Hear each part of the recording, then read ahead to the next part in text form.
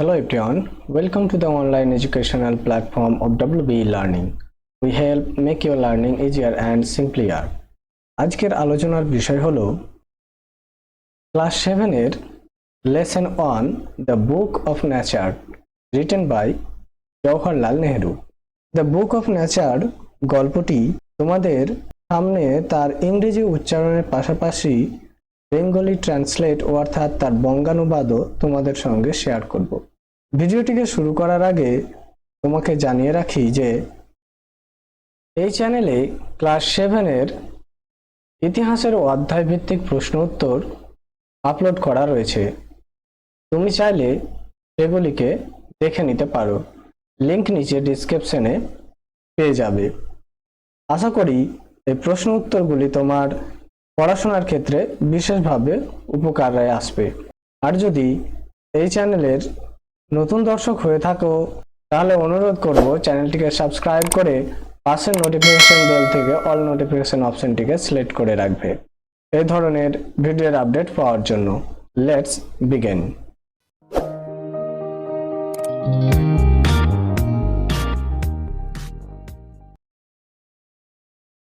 The Book of Nature Lesson 1 Written by Jawaharlal Nehru। পাঠ্যটিকে পড়ার আগে আমরা লেখক পরিচিতি সম্পর্কে জানব। এখানে লেখক হলেন পণ্ডিত জওহরলাল নেহরু। তোমাদের পাঠ্যপুস্তকে পণ্ডিত জওহরলাল নেহরু সম্পর্কে যতটুকু দেওয়া রয়েছে সেখান থেকেই আমরা তার সম্বন্ধে ছোট্ট একটি ধারণা নিয়ে নেব। Let's start. Pandit Jawaharlal Nehru was a great freedom fighter. এখানে গ্রেট কথার অর্থ হলো মহান, ফ্রিডম কথার অর্থ হচ্ছে স্বাধীনতা, আর ফাইটার শব্দের অর্থ হলো যোদ্ধা। অর্থাৎ পণ্ডিত জওহরলাল নেহরু ছিলেন একজন মহান স্বাধীনতা সংগ্রামী and the first prime minister of independent India. এখানে প্রাইম মিনিস্টার কথার অর্থ হলো প্রধানমন্ত্রী, আর ইন্ডিপেন্ডেন্ট শব্দের অর্থ হচ্ছে স্বাধীন। অর্থাৎ তিনি ছিলেন স্বাধীন ভারতের প্রথম প্রধানমন্ত্রী। He was a very good writer as well. পাশাপাশি তিনি একজন ভালো লেখকও ছিলেন। The discovery of India glimpses of world story and autobiography আর some of his noted works. অর্থাৎ তার উল্লেখযোগ্য কাজগুলির মধ্যে হলো discovery of India, glimpses of world, story and autobiography.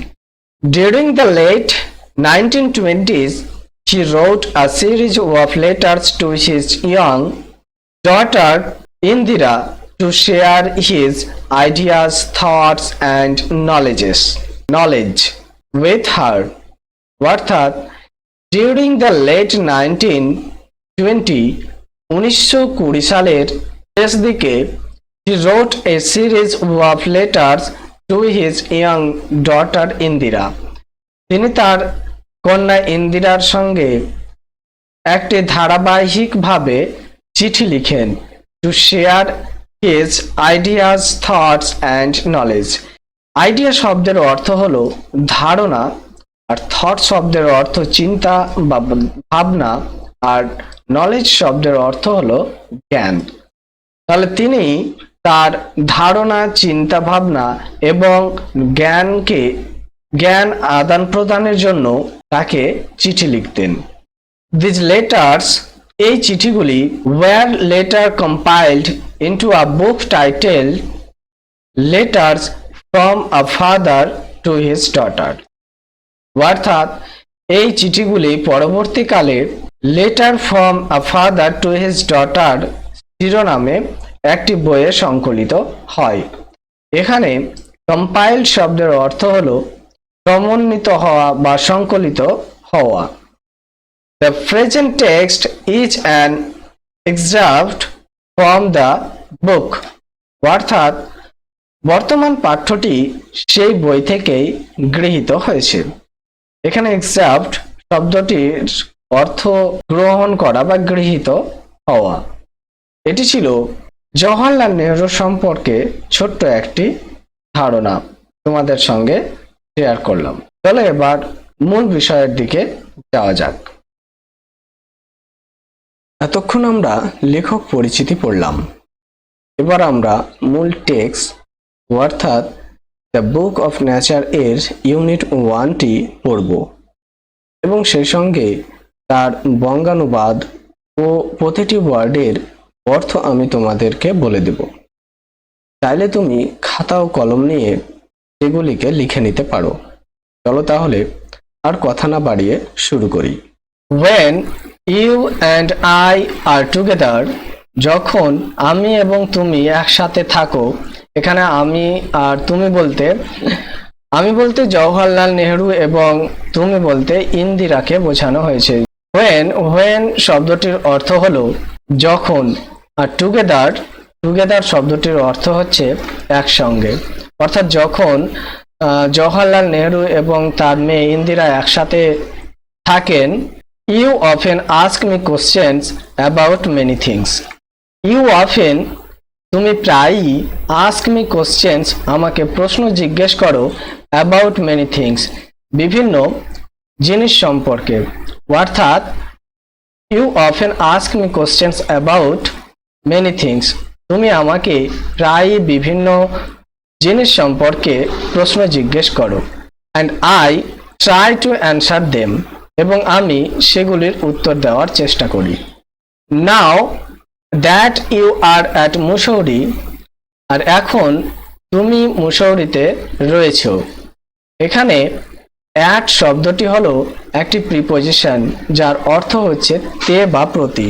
এখানে জানার বিষয় হচ্ছে at প্রিপজিশনটি ছোট জায়গার পূর্বে বা আগে বসে। এছাড়া নির্দিষ্ট সময়ের ও দিকে বোঝাতে at শব্দটি বসে থাকে। এখানে যেহেতু মুসৌরি একটি ছোট্ট গ্রামের নাম, সেহেতু এর পূর্বে at ব্যবহৃত হয়েছে। and I am in Allahabad, এবং আমি এলাহাবাদে রয়েছি। এখানে ইন শব্দটিও একটি প্রিপজিশন যার অর্থ হলো ভেতরে বা মধ্যে। ইন প্রিপজিশনটি ব্যবহৃত হয় সাধারণত কোনো বড় জায়গা বা অঞ্চলের পূর্বে। এছাড়াও দিনের কোনো অংশ বোঝাতে মাসের নামের আগে, বছরের আগে, ঋতুর আগে এবং ভবিষ্যতে পরে অর্থে ও ভেতরে বোঝাতে ইন প্রিপজিশনটি ব্যবহার করা হয়। We can not have this talks, আমরা এইসব কথা বলতে পারি না।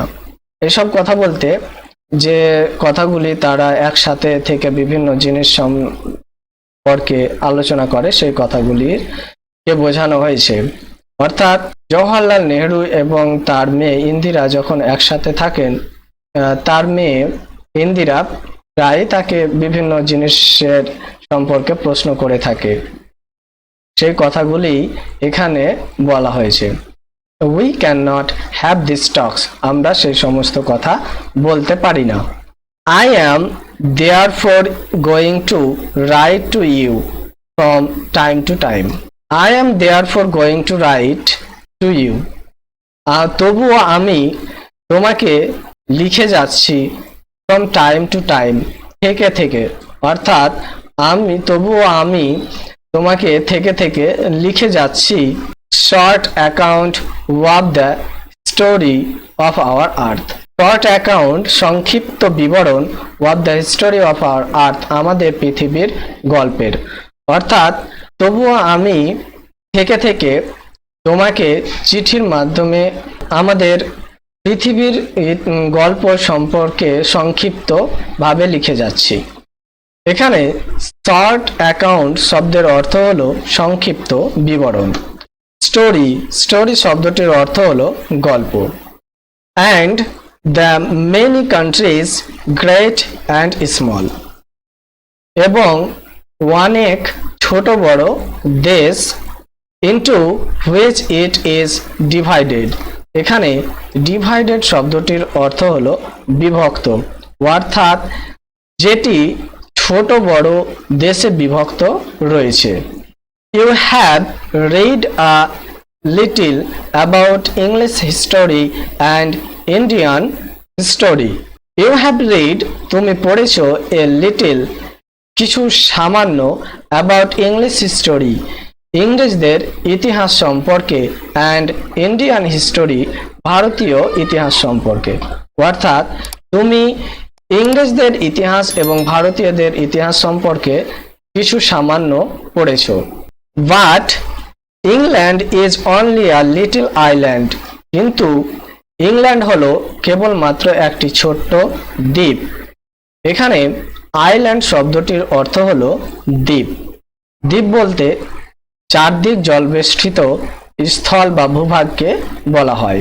তাহলে ইংল্যান্ড হলো একটি দ্বীপ অ্যান্ড ইন্ডিয়া দো এ বিগ কান্ট্রি, দো শব্দটির অর্থ হলো যদিও, আর বিগ কান্ট্রি অর্থ হলো বড় দেশ। যদিও ভারত একটি বড় দেশ, is only a small part of the earth surface. এখানে পার্ট শব্দটির অর্থ হলো অংশ এবং সারফেস শব্দটির অর্থ হচ্ছে উপরিপৃষ্ঠ, আর আর্থ সারফেস কথার অর্থ হচ্ছে পৃথিবীর উপরিভাগ বা পৃথিবী পৃষ্ঠের উপরের অংশ। যদিও ভারত একটি বড় দেশ, তবুও এটি কেবলমাত্র পৃথিবী পৃষ্ঠের একটি ছোট অংশ মাত্র।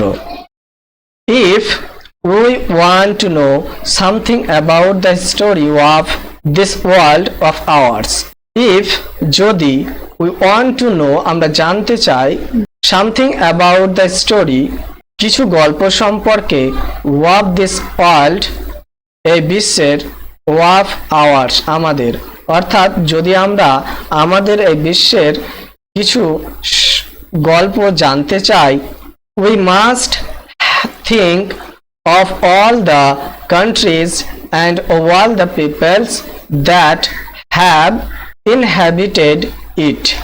অর্থাৎ we must think আমাদের অবশ্যই ভাবতে হবে of all the countries বিভিন্ন all the countries সকল দেশ and all the people এবং লোকজনদের সম্পর্কে that have inhabited it যারা এটিতে বসবাস করে। এখানে inhabited শব্দটির অর্থ হলো বসবাস করা and not merely of one little country where we may have been born, অর্থাৎ এবং not merely শুধুমাত্রই one little country শুধুমাত্র একটা ছোট্ট দেশ সম্পর্কে নয়, where we have may be born যেখানে আমরা জন্মগ্রহণ করেছি। অর্থাৎ শুধুমাত্র যেখানে আমরা জন্মগ্রহণ করেছি সেই দেশের বা সেই জায়গার ইতিহাস জানলেই হবে না, আমাদের পৃথিবীর বিভিন্ন দেশ এবং তাতে বসবাসকারী সমস্ত লোকজনের কথা আমাদের জানতে হবে। I am afraid আমার ভয় হয়, I can only tell you আমি তোমাকে কেবলমাত্র বলতে পারি very little খুব অল্প পরিমাণে in these letters of mine আমার এই চিঠিগুলির মাধ্যমে। অর্থাৎ I'm afraid I can only tell you very little in these letters of mine. আমার ভয় হয় যে আমার এই চিঠিগুলির মাধ্যমে আমি তোমাকে খুব অল্প পরিমাণে বলতে পারি।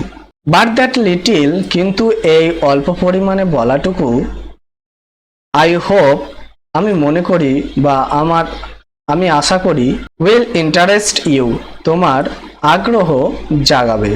ইন্টারেস্ট কথার অর্থ হলো আগ্রহ, তোমার আগ্রহ জাগাবে and make you think of the world as a whole এবং সমগ্র বিশ্ব সম্পর্কে তোমাকে ভাবিয়ে তুলবে। And of other peoples in it as our brothers and sisters এবং এর অন্যান্য লোকজনদের আমাদের ভাই ও বোন হিসেবে।